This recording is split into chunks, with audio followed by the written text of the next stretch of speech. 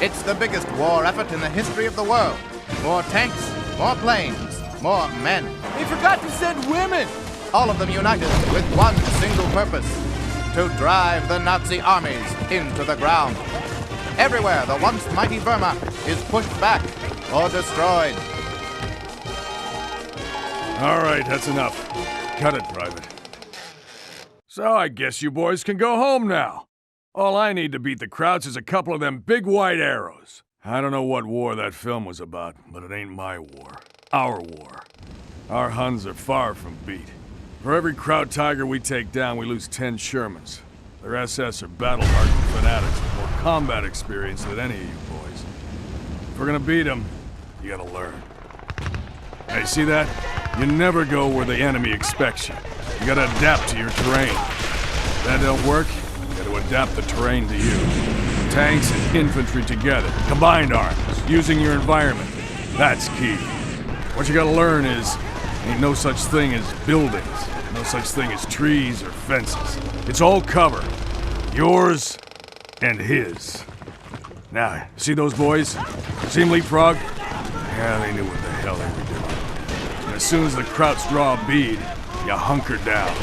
Which brings us to the second rule of cover. Kill the enemy's cover, then kill him.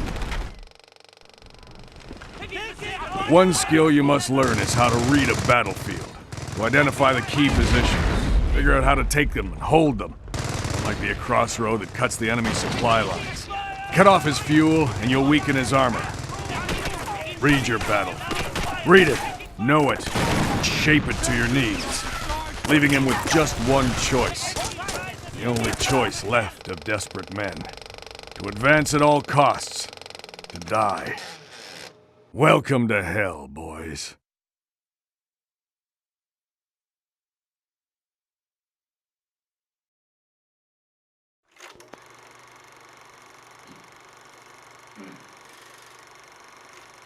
These are pictures of French and German towns. Towns where we fought. Towns where we will fight. As you look at these pictures, you must not see buildings. You must not see walls or windows. That's what a civilian sees. And to see things with a civilian's eyes is to die. Learn to see. Every window is a sniper's nest. Every building a bunker. Every town square a kill zone.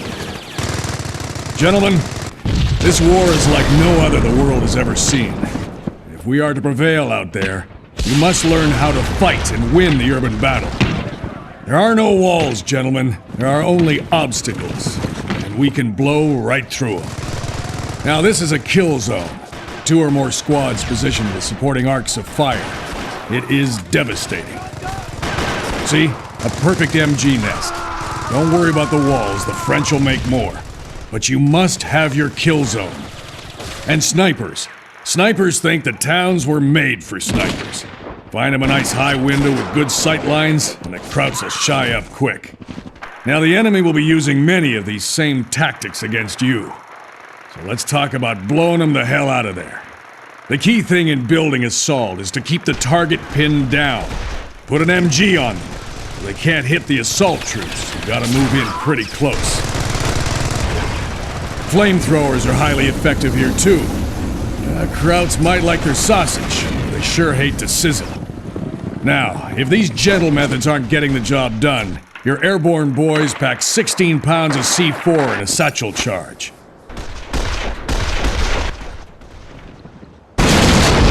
And when it's just gotta come down right this second, well, call in the flyboys.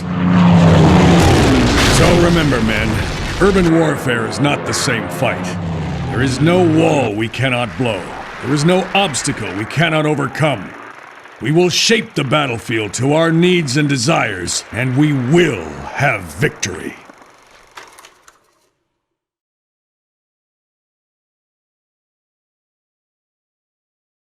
This game has not yet been rated.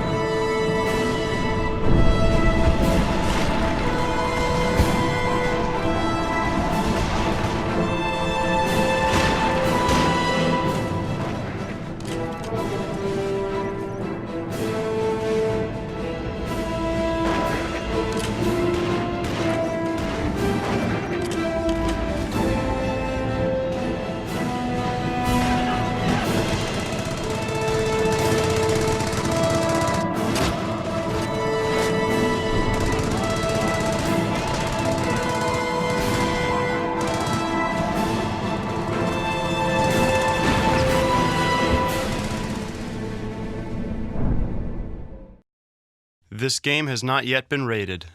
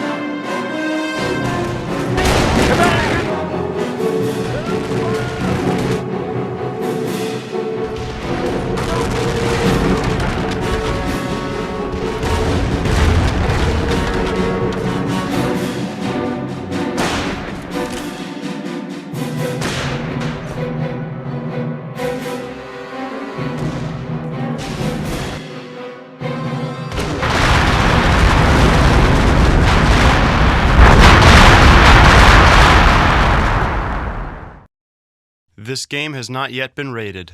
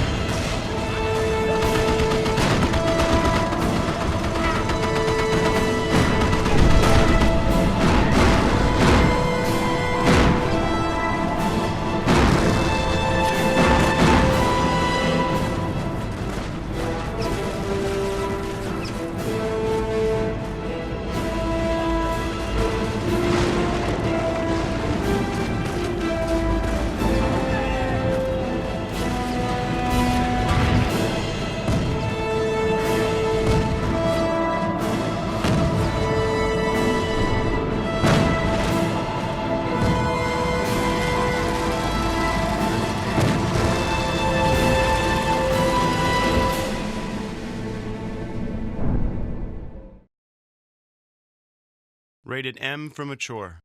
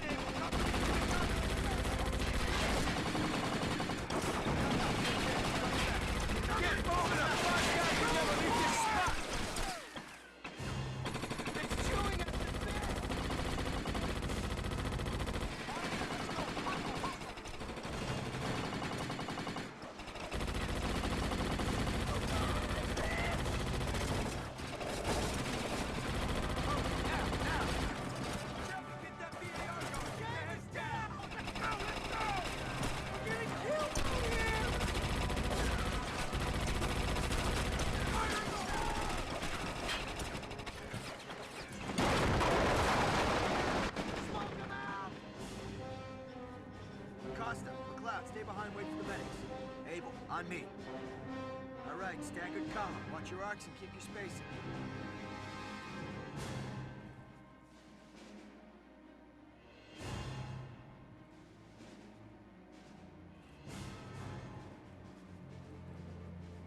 Watch your spacing, Johnson.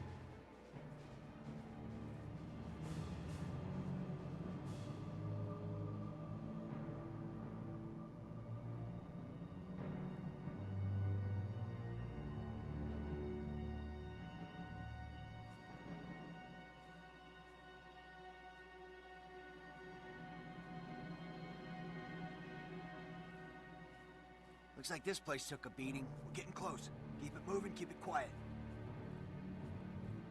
Keep it quiet, watch for snipers.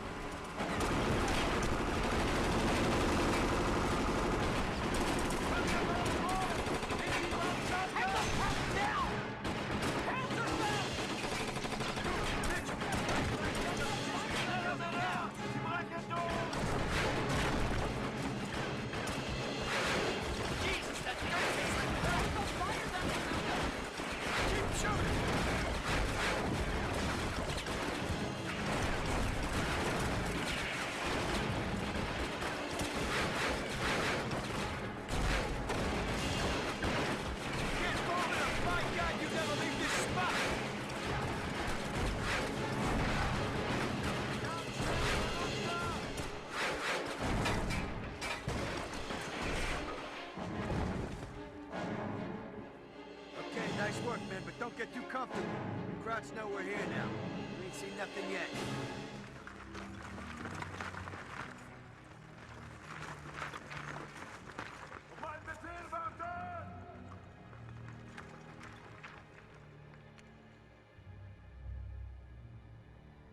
Warten Sie auf meinen Befehl!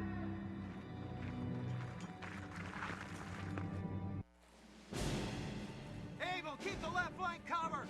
Baker, keep moving until you get to the obstacles!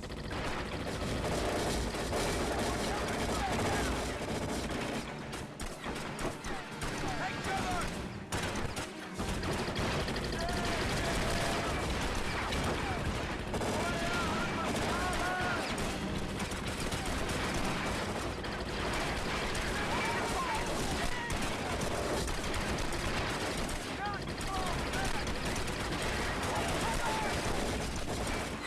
Take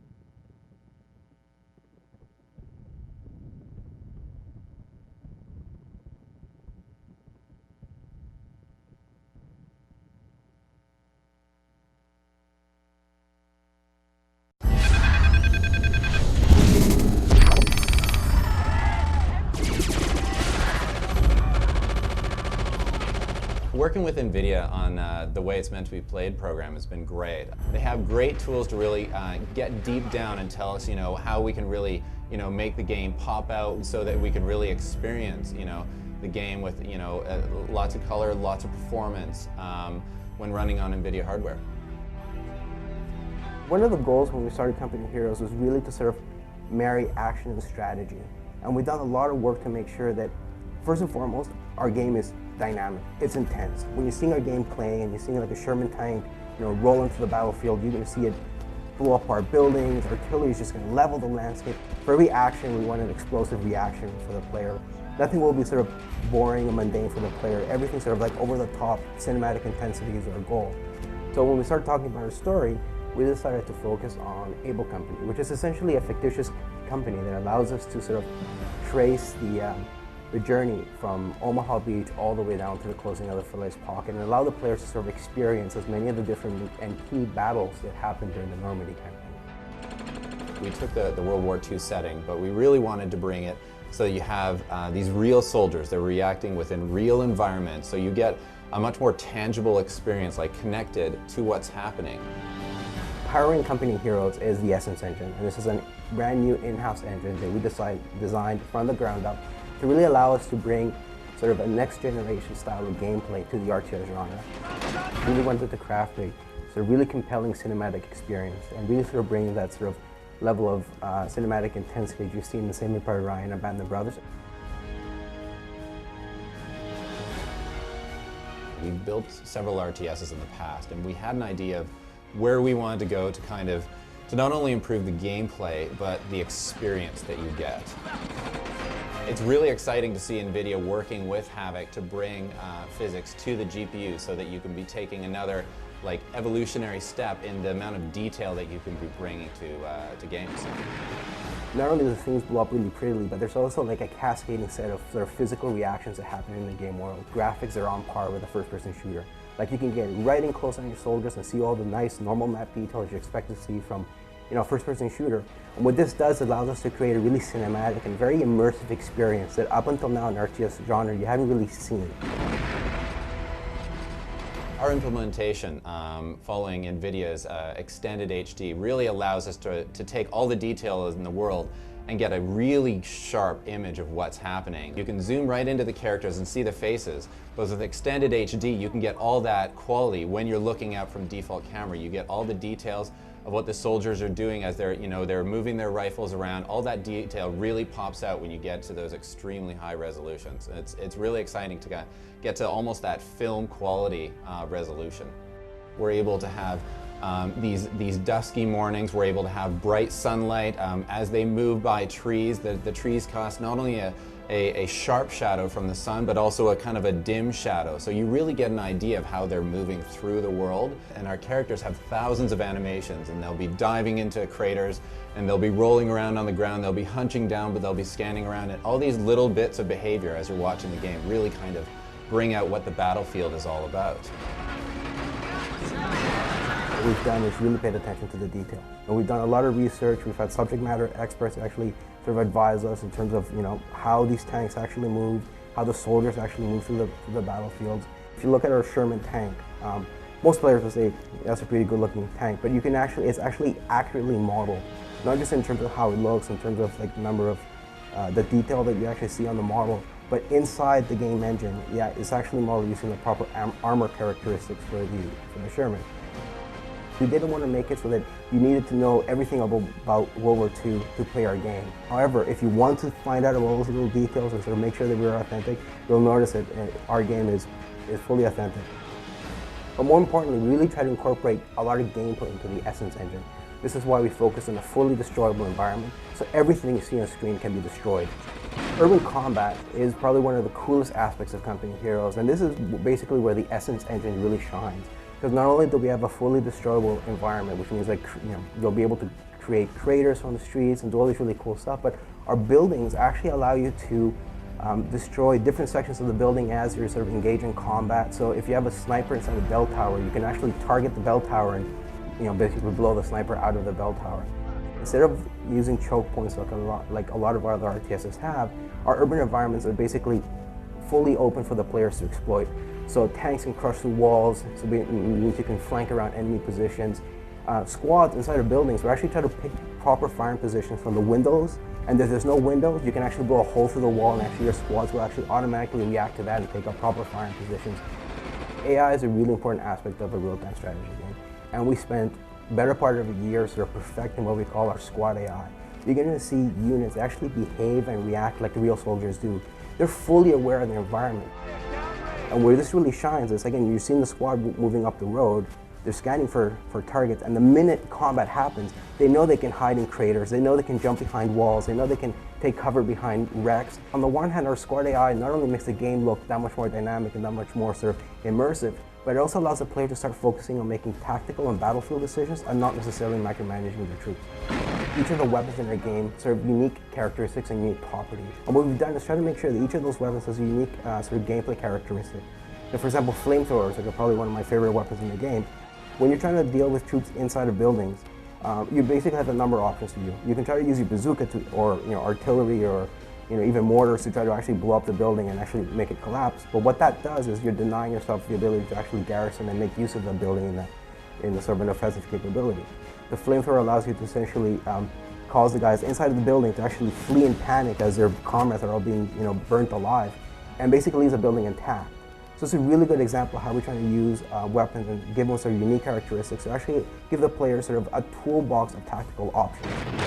So obviously bazookas are good against tanks, but they're also good against the environment. Machine guns, again, another really tactical weapon. Obviously they're really good at taking out infantry, but more importantly, they're also really good at taking out cover. So if you have a squad hiding behind a bunch of crates and you have a machine gun and you target that squad, that machine gun is going to shoot right through the crates. And this is possible because in the Essence engine, all the objects in the game have physical characteristics. So we can actually properly model the ballistics of rounds hitting wood, rounds hitting metal, rounds hitting stone. And we actually try to tie that into gameplay. The first time in an RTS where flanking, fire maneuver, all these tactics that troops actually used during World War II actually means something to an RTS. So right now we have 15 single-player missions, and a lot of our missions are sort of what we call sort of multiple objective missions. So the players will have a lot of choice and options as to how they tackle those missions. In terms of game length, we're looking at somewhere between 15 to 20 hours of gameplay. And there's a lot of sort of replayability in our missions because we have medal opportunities that you can explore, and if you find them, you can actually unlock these medal opportunities that actually sort of change the missions as you progress from one mission to the next mission. You can call in airstrikes, you can call in reinforcements. So if you're all of a sudden losing a map and you're being pushed back by the enemy, you can actually call in reinforcements that will actually come from off map and help you sort of win in the battle. Multiplayer is a really big component of the type of experience we want to craft. You either play as the allies or as the Axis against each other. So as you're playing a multiplayer game of Company of Heroes, you're actually going to be earning battlefield experience. And as you gain battlefield experience, you'll be promoted. You have to pick what type of company you'll be commanding. You can choose an infantry company, which really focuses around defensive operations. You can pick an airborne company, which allows you to call in paratroopers, or you can call in an armor company, and that basically allows you to have all the coolest tanks in your game and sort of really be a real destructive powerhouse. So the way you play Company Heroes is very much like you play any other RTS. And because of our really dynamic squad AI, even a simple right-click attack order will sort of unleash a whole cascading effect of really cool actions on screen. Now, there have been a lot of World War II games, but there haven't been a lot of real-time strategy games that really sort of capture that sort of visceral cinematic experience that people have come to expect from the genre.